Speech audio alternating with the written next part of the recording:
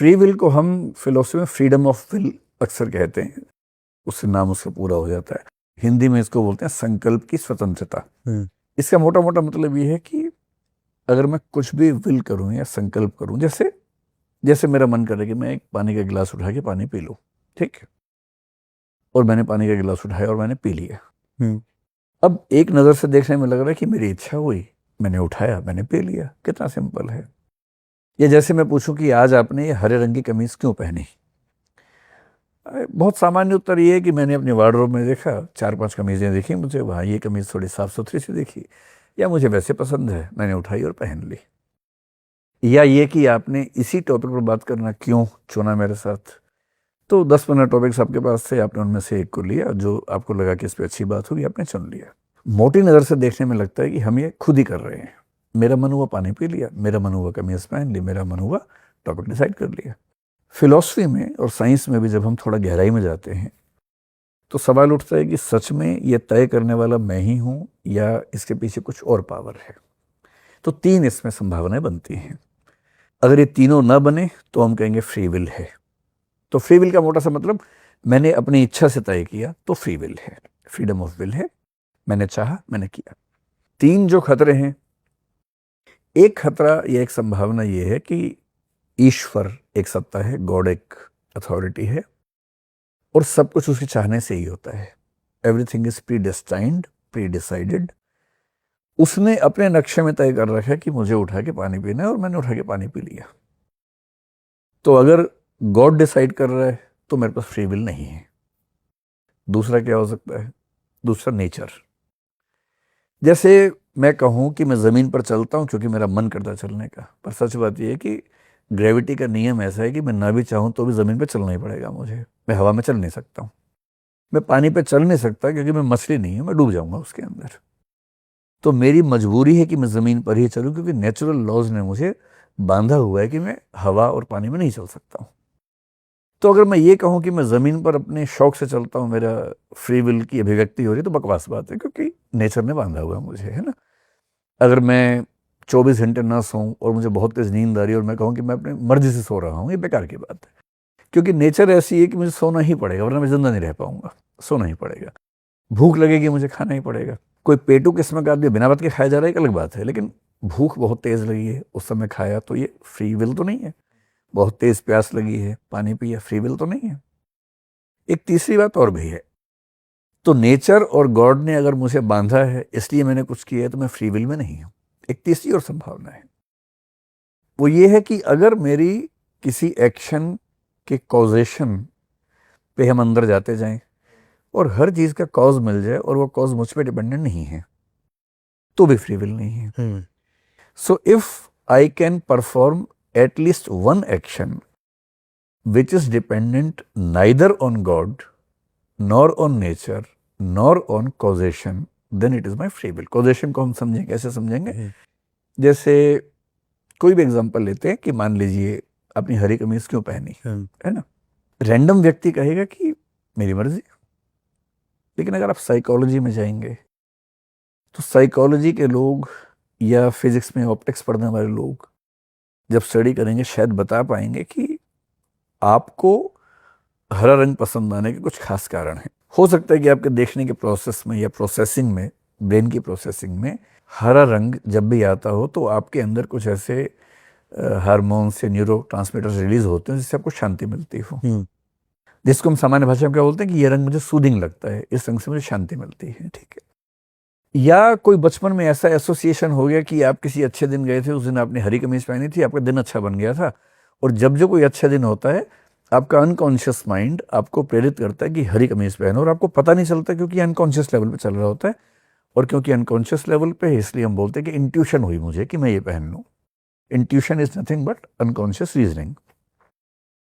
अगर कोई साइंटिस्ट उस लेवल तक आपको स्टडी करके बता दे कि आपने हरी कमीज क्यों पहनी, इतना ही नहीं, आप आ जाने वाले हैं, आपको ना बताए, आपके किसी दोस्त को 2 दिन पहले ही बता दे कि परसों जब ये जाएगा ये हरी कमीज पहन के ही जाएगा, और आप हरी कमीज ही पहने, तो सवाल उठता है कि ये फ्री विल है या नहीं है।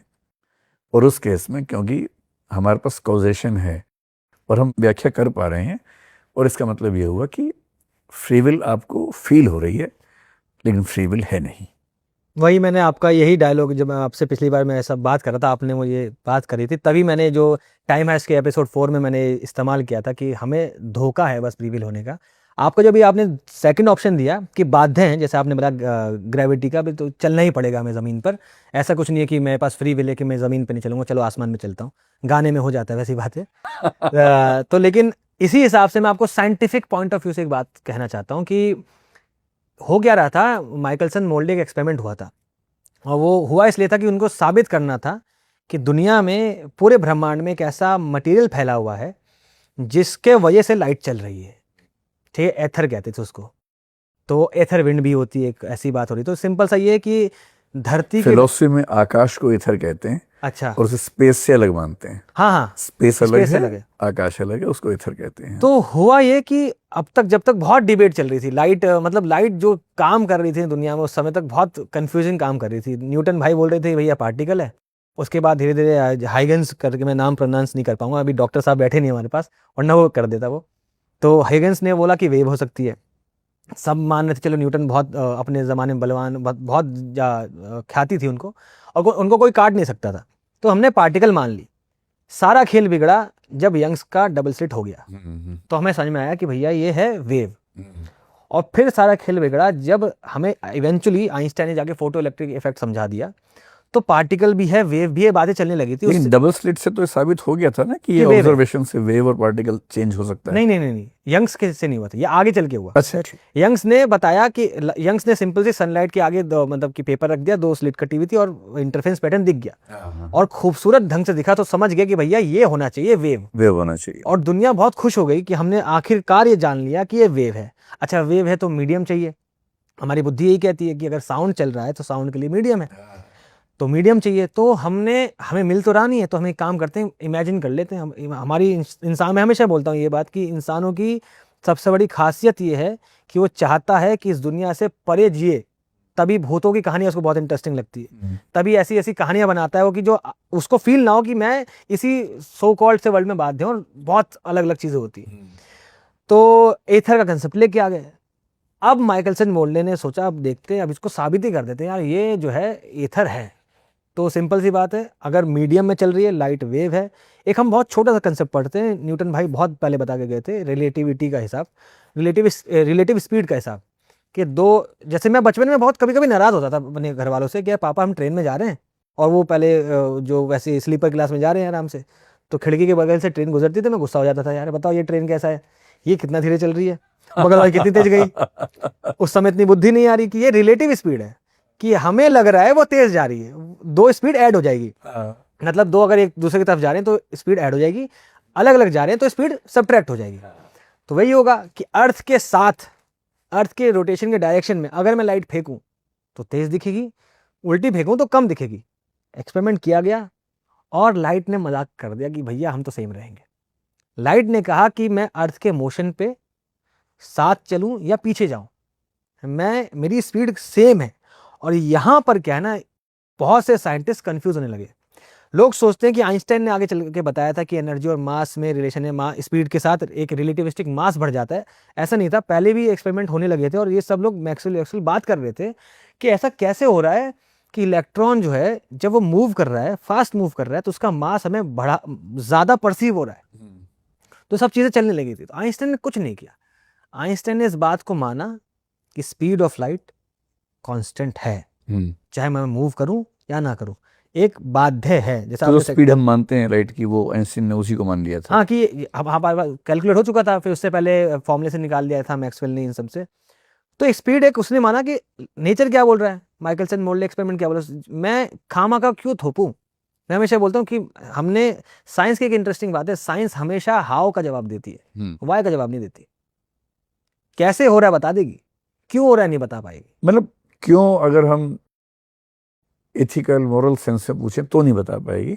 नहीं, जैसे कि अभी ग्रेविटी है, हाँ, स्पेस टाइम मुड़ने से ग्रेविटी फील होती है, हाँ, मास स्पेस टाइम को क्यों मोड़ता है ये नहीं बता पाएगी।